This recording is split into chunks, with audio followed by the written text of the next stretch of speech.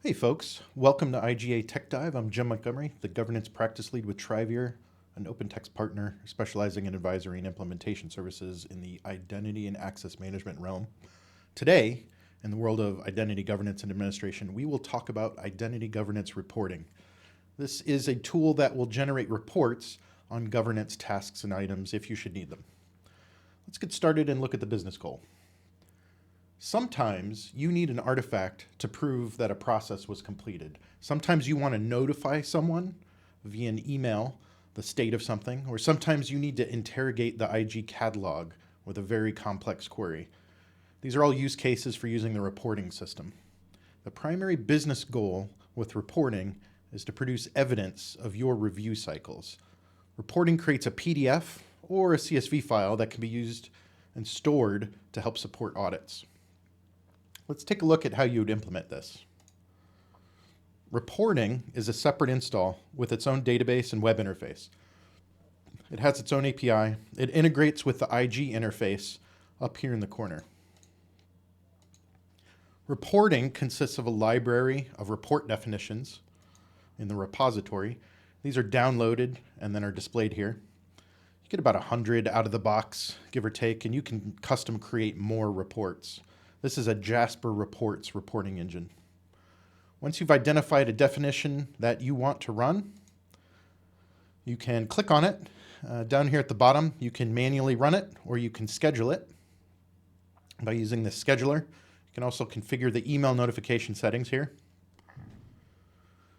You can also specify parameters that control how the report is going to run, and those are pretty important. Once you've set a set of parameters in place, you can save this definition with a new name that highlights this and makes it available to be used again in the future. Reports that have already run are going to be in this report section. They're going to sit here until a configured date in the future, at which point they'll be purged. You get to set how long it'll keep reports. Also, as part of setup configuration, you get to configure data sources.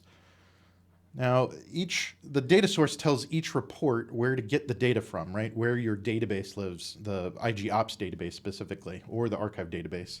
It's important that this data source uses a credential against your IG Ops database or the archive database that only has read-only permissions. You wouldn't want some nefarious report writer to be able to change anything in your database. So the credential you use for your data source is important.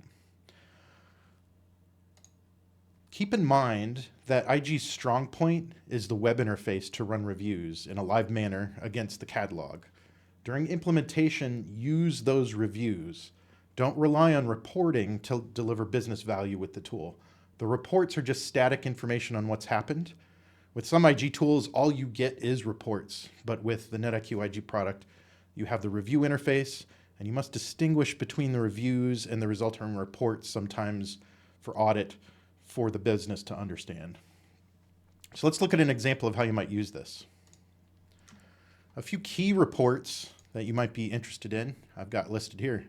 Let's start with review details. This shows all the actions taken during a review. Let's take a look. I have some parameters of when the report was run. I've got information about the review itself. And then for every review item, I've got information on what the action was, who made the choice, what the end result was. This is great for auditors. Next is the closed loop verification report. This shows if fulfillment items have been completed, which is very interesting after you've run a review.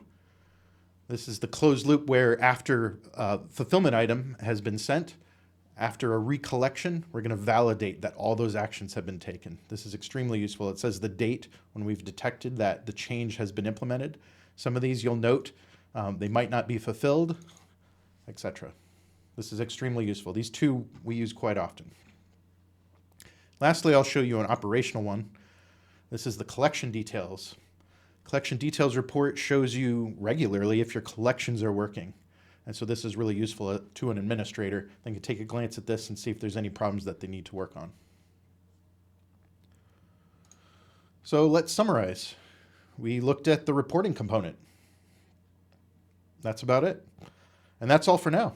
Thanks for joining me. If you have any questions, you can post them in the OpenText community forum or reach out to me at jmontgomery@trivir.com. Thanks.